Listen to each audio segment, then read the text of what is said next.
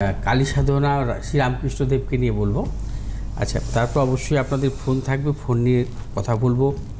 বাংলার আধ্যাত্মিক জগতে সবথেকে বেশি আলোচিত হন শক্তি উপাসকরা।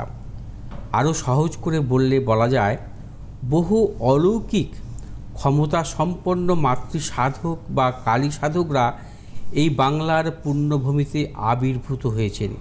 তাদের মধ্যে অনেকেরই আবার মা কালীর সাক্ষাৎ দর্শন পেয়ে ধন্য হয়েছেন বলে মনে করা হয়।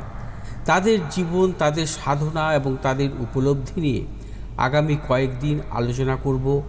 আজ শুরু করব ঠাকুর রামকৃষ্ণদেবের কালী সাধনা দিয়ে। রানী রাসমণি দক্ষিণেশ্বর মন্দির প্রতিষ্ঠা করার পর দাদা রামকুমারের হাত ধরে গদাধর দক্ষিণেশ্বরে এসেছিলেন পুরোহিত হিসাবে পুজোর কাজে সাহায্য করতে। প্রথম যেদিন মন্দির বিগ্রহের মুখোমুখি দাঁড়িয়েছিলেন, সেদিন কিন্তু তিনি সাধক ছিলেন না। শুরুর দিকে তিনি নির্জনে ধ্যান জপ করতেন, তন্ময় হয়ে গান গাইতেন, শিব পূজা করতেন এবং মাঝে মধ্যেই ভাব সমাধিতে ডুবে যেতেন। ধীরে ধীরে মা ভবতারিণীর সান্নিধ্যে এসে তার মধ্যে মা কালীর প্রতি অমোঘ টান জন্মায় এবং বহু অভিজ্ঞতা এবং সাধনার মধ্যে দিয়ে গিয়ে তিনি হয়ে ওঠেন মাতৃ সাধক রামকৃষ্ণ। নিজের অন্তরে উপলব্ধি করলেন কালীকে, মৃন্ময়ী মাতৃপ্রতিমার মধ্যে খুঁজে পেলেন সাক্ষাৎ জগৎজননীকে। একাধিকবার তিনি মা কালীকে আকুলভাবে বলতেন, মা, তুই রামপ্রসাদকে দেখা দিয়েছিস, আমায় কেন তবে দেখা দিবি না? আমি ধন জন সুখ ভোগ কিছুই চাই না, আমায় দেখা দে। অর্থাৎ মা কালীকে সাক্ষাৎ দর্শন করার এক ব্যাকুলতা তার মধ্যে সৃষ্টি হয়েছিল। তার পুজো প্রক্রিয়া ছিল ব্যতিক্রমী। পুজোর জন্য সকালে ফুল তুলে মালা গেঁথে দেবীকে সাজাতে অনেকটা সময় চলে যেত। পুজোয় বসে যথাবিধি নিজের মাথায় একটা ফুল দিয়ে ধ্যানস্থ হয়ে মাঝে মধ্যে বসে থাকতেন, আবার অন্ন নিবেদন করে মা গ্রহণ করেছেন ভেবে অনেকক্ষণ কাটিয়ে দিতেন। দেবীকে প্রসন্ন করতে কখনো পুজোর মাঝখানে গান গেয়ে উঠতেন।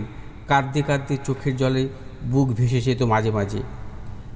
তার এই মতিগতি দেখে অনেকেই তাকে পাগল ভাবতেন, অনেকে সমালোচনা করতেন, আবার বিজ্ঞজনেরা বুঝতেন এই মহান সাধকের লক্ষণ।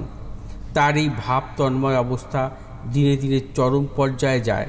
কখনো পূজাসন ছেড়ে মার কাছে গিয়ে তার চিবুক ধরে আদর করতেন, নানা রকম পরিহাস করেছেন, হাত ধরে নাচছেন, পুজো না করে ভোগ নিবেদন করে দিচ্ছেন এবং নিবেদিত ভোগ নিজে হাতেই দেবীকে খাওয়াতে যাচ্ছেন।